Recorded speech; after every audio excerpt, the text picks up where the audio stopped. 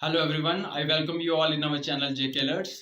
तो आज हम इस वीडियो में नेशनल पार्क और वाइल्ड लाइफ सेंचुरीज को ख़त्म करेंगे और जो कुछ फेमस वाइल्ड लाइफ सेंचुरीज जो एग्ज़ाम में आती हैं हम उन्हीं को कवर करेंगे, क्योंकि सारी की सारी वाइल्ड लाइफ सेंचुरीज को कवर करना पॉसिबल नहीं हो पाएगा और याद रखना भी पॉसिबल नहीं है, क्योंकि 550 से ज़्यादा वाइल्ड लाइफ सेंचुरीज हैं। तो हम सिर्फ उन्हीं को कवर करेंगे जो एग्ज़ाम पॉइंट ऑफ व्यू से इंपॉर्टेंट होंगी। तो स्टार्ट करते हैं वीडियो को। तो सबसे पहले, क्योंकि हम जेकेएसएसबी का एग्जाम की तैयारी कर रहे हैं, तो सबसे पहले हमें नेशनल पार्क और वाइल्ड लाइफ सेंचुरी जो जेएनके में प्रेजेंट है और लद्दाख में प्रेजेंट है, आपको ये सब पता होनी चाहिए, आपके टिप्स भी होने चाहिए। तो सबसे पहले जेएनके की वाइल्ड लाइफ सेंचुरीज को देख लेते हैं। तो जेएनके में 6 to 7 वाइल्ड लाइफ सेंचुरीज हैं जो कि सारी की सारी इंपॉर्टेंट हैं। और इसमें से जो एक इम्पोर्टेंट है, जो सबसे ज्यादा इम्पोर्टेंट है, वो त्राल वाइल्ड लाइफ सेंचुरी है, क्योंकि अभी लेटेस्ट बनी है और जो हमारा स्टेट एनिमल है हैंगुल, उसको प्रोटेक्ट करने के लिए ये वाइल्ड लाइफ सेंचुरी बनी है, त्राल वाइल्ड लाइफ सेंचुरी। तो ये सबसे ज्यादा इंपॉर्टेंट है। ऐसे तो सारी की सारी इंपॉर्टेंट है क्योंकि जेएनके की है।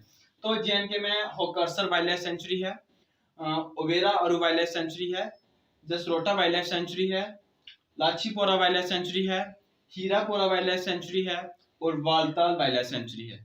और त्राल तो मैंने अभी बताया कि अभी अभी बनी है और हैंगुल को प्रोटेक्ट करने के लिए बनी है। तो ये सारी की सारी वाइल्ड लाइफ सेंचुरीज जेएनके में है और ये सारी की सारी इंपॉर्टेंट है और आपके टिप्स पे होनी चाहिए। नेक्स्ट, अगर मैं लद्दाख की बात करूं, लद्दाख में एक ही वाइल्ड लाइफ सेंचुरी है जिसको बोलते हैं Changthang wild life sanctuary. Changthang wild life sanctuary. हम सारी स्टेट्स की कवर नहीं करेंगे, हम सिर्फ उन्हीं स्टेट्स की वाइल्ड लाइफ सेंचुरीज को लेके आया हूँ जो एग्जाम में पूछी जाती है। जिन जिन जिन वाइल्ड लाइफ सेंचुरी को मैंने देखा है कि एग्जाम में पूछी गई है, मैं सिर्फ उन्हीं वाइल्ड लाइफ सेंचुरीज को लेके आया हूँ और ये मोर देन इनफ होगा, मोर देन सफिशिएंट होगा। तो अगर नेक्स्ट स्टेट की बात करूं, स्टेट असम में भी ऐसे तो इन ऐसा नहीं है कि ये सिर्फ असम में 4 ही वाइल्ड लाइफ सेंचुरीज हैं, ऐसा नहीं है।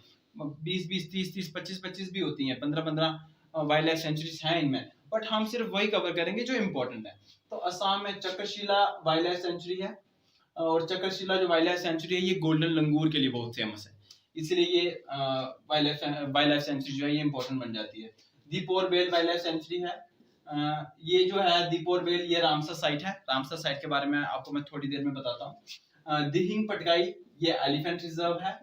दिहिंग पटकाई भी वाइल्ड लाइफ सेंचुरी। और जैसे कि मैंने आपको बताया था कि एलिफेंट जो वाइल्ड लाइफ सेंचुरीज होती हैं और जो नेशनल पार्क्स होते हैं उन्हीं को अपग्रेड करके टाइगर रिजर्व या एलिफेंट रिजर्व बना दिया जाता है। तो ये वाइल्ड लाइफ सेंचुरी जो दिहिंग पटकाई है ये एलिफेंट रिजर्व भी है। और अभी वो जो नेक्स्ट जो है वो है गर्म पानी वाइल्ड लाइफ सेंचुरी।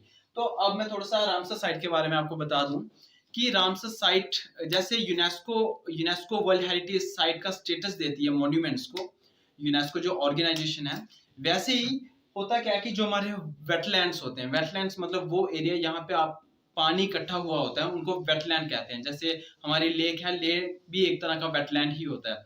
और उन वेटलैंड को एक स्टेटस मिलता है जिसको रामसर साइट बोलते हैं।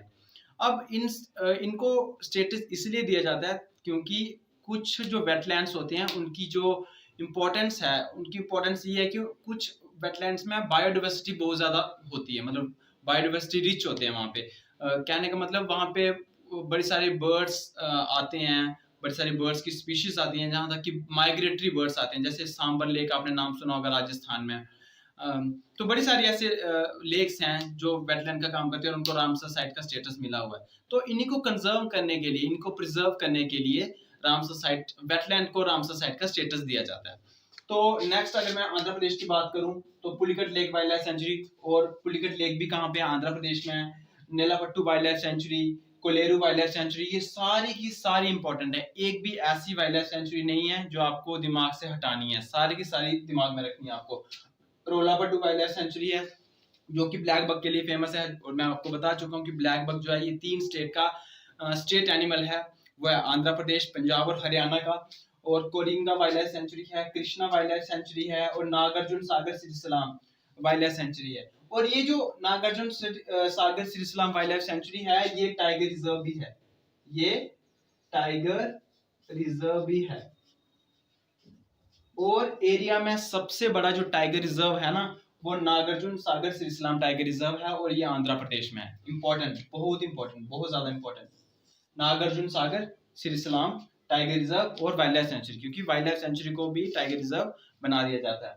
नेक्स्ट अगर मैं उड़ीसा की बात करूं तो उड़ीसा में सतकोसिया वाइल्ड लाइफ सेंचुरी जो है वो है, और ये जो है ये टाइगर रिजर्व भी है। Most important Similipal wild life sanctuary जो है ये भी टाइगर रिजर्व है। गहीरमठ ये भी उड़ीसा में है, और गहीरमठ तो बहुत ज्यादा इंपॉर्टेंट है। क्यों? क्योंकि यहाँ पे ऑलिव रिडले टर्टल मिलते हैं, ऑलिव, और ये सिर्फ यही वाइल्ड लाइफ सेंचुरी है यहाँ पे ऑलिव रिडले टर्टल मिलते हैं, अदरवाइज और कहीं पे भी नहीं मिलते हैं। चिल्का लेक आपने नाम सुना होगा उड़ीसा में, जो कि ब्रैकिश वाटर की सबसे बड़ी जो लेक है वो इंडिया में वो चिल्का लेक है। लेक्स वाली वीडियो में और अच्छे से कवर करेंगे इसको। चिल्का वाइल्ड लाइफ सेंचुरी भी उड़ीसा में है। तेलंगाना की अगर मैं बात करूं तो कवाल वाइल्ड लाइफ सेंचुरी, जो कि एक टाइगर रिजर्व भी है तेलंगाना में, ये भी तेलंगाना में है। पक्खल वाइल्ड लाइफ सेंचुरी नाम सुना होगा आपने। अमराबाद जो वाइल्ड लाइफ सेंचुरी है जो कि एक टाइगर रिजर्व भी है, ये भी तेलंगाना में है। अगर मैं अमराबाद की बात करूं और मैं नागार्जुन सागर श्री सलाम की बात करूं तो आपको पता है आंध्र प्रदेश और तेलंगाना जो थे ये एक हुआ करते थे पहले। अब तो ये दो स्टेट्स बन गई हैं अलग अलग। बट नागार्जुन सागर जो नेशनल पार्क जो वाइल्ड लाइफ सेंचुरी है उसका ही कुछ पार्ट तेलंगाना में चला गया है। तो ये टाइगर रिजर्व था, तो उसी टाइगर रिजर्व को फिर उसी पार्ट को अमराबाद का नाम दिया गया है। इसलिए अमराबाद जो है ये नागार्जुन सागर का ही पार्ट है जो कि तेलंगाना में चला गया है। तो अमराबाद टाइगर रिजर्व कहाँ पे है? तेलंगाना में, और अमराबाद वाइल्ड लाइफ सेंचुरी है। अब मैं कुछ आपको एलिफेंट रिजर्व्स के बारे में कुछ फैक्ट्स बताता हूँ। अगर मैं एलिफेंट की बात करूँ तो 2010 में एलिफेंट को नेशनल हेरिटेज एनिमल का स्टेटस मिला। और अगर मैं एलिफेंट के साइंटिफिक नेम की बात करूं तो एलिफेंट का जो साइंटिफिक नेम है वो है Elephas maximus. Elephas maximus. Elephant का जो साइंटिफिक नेम है एलिफस मैक्सिमस है। मे भी क्वेश्चन एग्जाम में पूछा जा सकता है। तो जो टाइगर का साइंटिफिक नेम था वो है पैंथेरा टिग्रिस। Panthera tigris.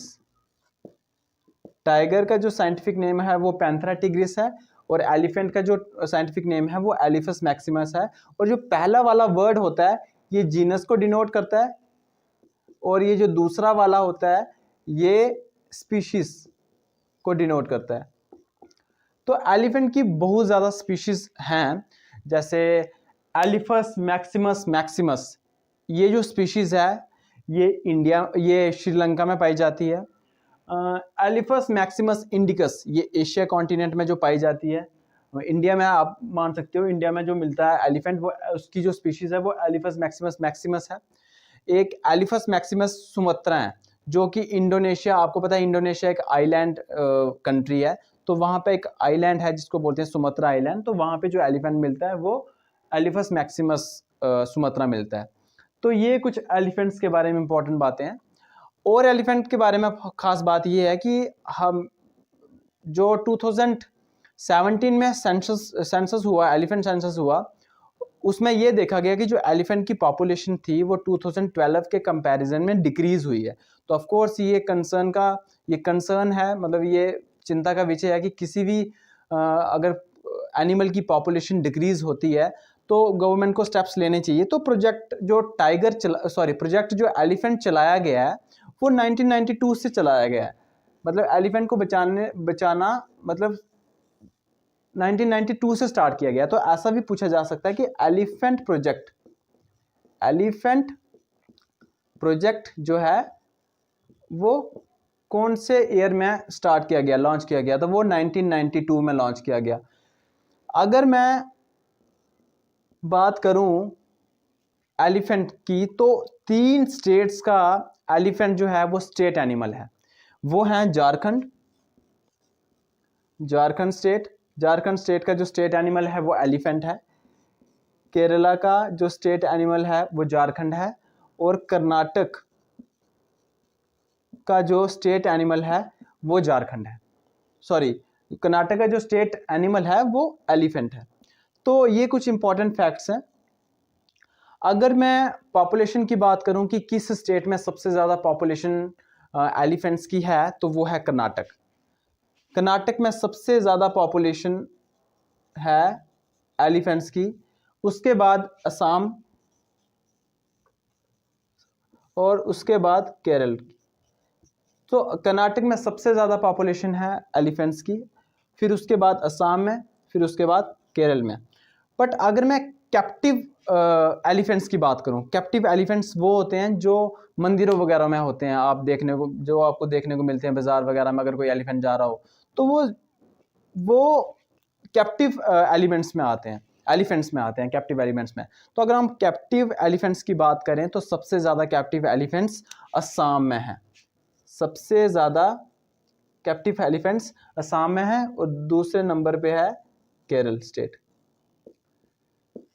तो प्रोजेक्ट टाइगर जो लॉन्च किया गया था 1992 में, इसका मोटिव ये था कि हमें एलिफेंट को प्रोटेक्ट करना है, उनके कॉरिडोर्स को प्रोटेक्ट करना है। अब मैं कॉरिडोर बता देता हूँ आपको, कॉरिडोर क्या होता है कि जो दो बड़े बड़े हैबिटेट्स, जब दो बड़े बड़े हैबिटेट्स को कोई भी लैंड जोड़ती है, जैसे सपोज करो ये एक हैबिटेट है और ये एक हैबिटेट है, हैबिटेट मतलब ड्वेलिंग प्लेस, किसी मतलब जैसे जंगल, तो इन दो हैबिटेट्स को जो भी जोड़ रहा है, जो भी लैंड जोड़ रही है, उसको कॉरिडोर बोलेंगे। तो हमें वो प्रोटेक्ट करना है, क्योंकि वो कॉरिडोर हम अपने इंफ्रास्ट्रक्चर में जो भी हम जब भी हम रेलवे ट्रैक मतलब जब भी हमें रेलवे चलानी है किसी भी जंगल से, तो ऑफ कोर्स हमें रेलवे ट्रैक बिछाना पड़ेगा वहाँ पे। तो रेलवे ट्रैक के जब हम बिछाते हैं रेलवे ट्रैक, तो वो कॉरिडोर खत्म हो जाते हैं, जिसका इफेक्ट एलिफेंट्स को भुगतना पड़ता है।